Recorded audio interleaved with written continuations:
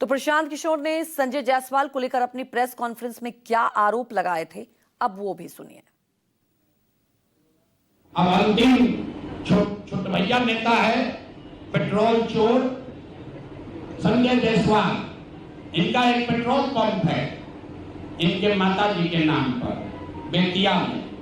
जब स्थायी समिति की पूरी बैठक हुई बेतिया नगर निगम के, उसके महापौर के तौर पर गरिमा देवी सिकारिया ने नगर आयुक्त को चिट्ठी लिखी। उस चिट्ठी का एक हिस्सा पढ़ रहा हूं आपको। 5 बैठकों में छावनी स्थित, छावनी उस इलाके का नाम है, छावनी स्थित पेट्रोल पंप को ईंधन के अत्यधिक बिल एवं भ्रष्टाचार को देखते हुए पेट्रोल पंप बदलने का निर्णय लिया गया था और साथ ही ये तय किया गया था कि 15 अगस्त के बाद समिति के निर्णय के बाद जो भी वहां पर भुगतान पेट्रोल बिका है उस सब के भुगतान पर पूर्णतः रोक लगाया जाए।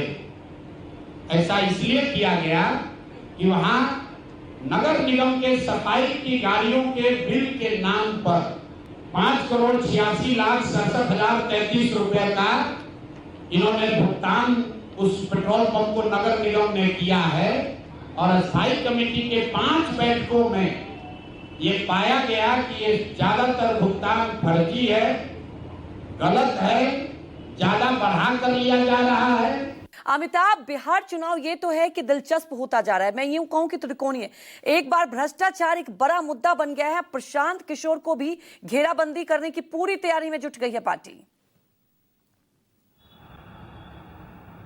जी बिल्कुल, देखिए भ्रष्टाचार एक बड़ा मुद्दा बिहार के चुनाव में रहेगा और इस बात की तस्दीक प्रधानमंत्री ने गया की रैली में भी की थी। लेकिन वो नहीं जानते थे कि ये जो आरोप प्रत्यारोप का दौर है और पोल खोल अभियान है अभी आने वाले दिनों में और तेजी से बढ़ेगा। क्योंकि देखिए जिस तरीके से प्रशांत किशोर लगातार एनडीए के नेताओं को टारगेट कर रहे थे, उनके बारे में जो पोल खोल रहे थे, तो अब जो है पासा जो है उनके तरफ भी आ गया है। क्योंकि अब एनडीए के नेता भी मुखर हो चुके हैं और जिस तरीके से संजय जायसवाल ने जो आरोप लगाए हैं प्रशांत किशोर पर, वो वैसे ही नहीं लगाए। प्रशांत किशोर के बारे में संजय जायसवाल लगातार, जब से प्रशांत किशोर संजय जायसवाल के बारे में बताए थे, उसके बाद से संजय जायसवाल उनको जवाब दे रहे हैं। और यही नहीं, संजय जायसवाल ने यह भी कहा है कि वो जल्द ही 136 करोड़ रुपए के घोटाले का खुलासा करेंगे जो प्रशांत किशोर ने अपनी पत्नी और पत्नी के बहन के नाम पे अलग अलग अकाउंट से ट्रांजैक्शन में लाए थे।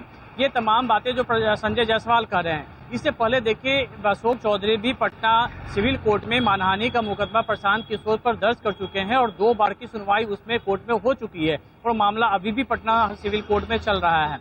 लेकिन अपने ऊपर लगे आरोपों पर जब जवाब मांगा जाता है प्रशांत किशोर से तो वो भड़क जाते हैं। ऐसा ही पिछले दिनों वाकया हुआ था जब पटना में प्रेस कॉन्फ्रेंस हुई थी। कल भी जब संजय जायसवाल ने उन पे जो आरोप लगाए थे जवाब मांगा गया तो उन्होंने कहा कि वो कुत्तों के भौंकने से जवाब नहीं देते हैं।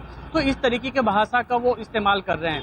लेकिन अब जो बीजेपी उन्हें एक हद तक उन्हें बर्दाश्त कर रही थी, लेकिन अब जैसे जैसे वो बड़े बड़े नेताओं को टारगेट कर रहे हैं अब वो भी मुखर होते जा रहे हैं। और निश्चित तौर पे आने वाले दिनों में प्रशांत किशोर के खिलाफ, क्योंकि हमारे जो सूत्र बता रहे 11 सेल कंपनियों के बारे में जानकारी मिली है जिनके मार्फत प्रशांत किशोर की कंपनियों को चंदा मिला करता था।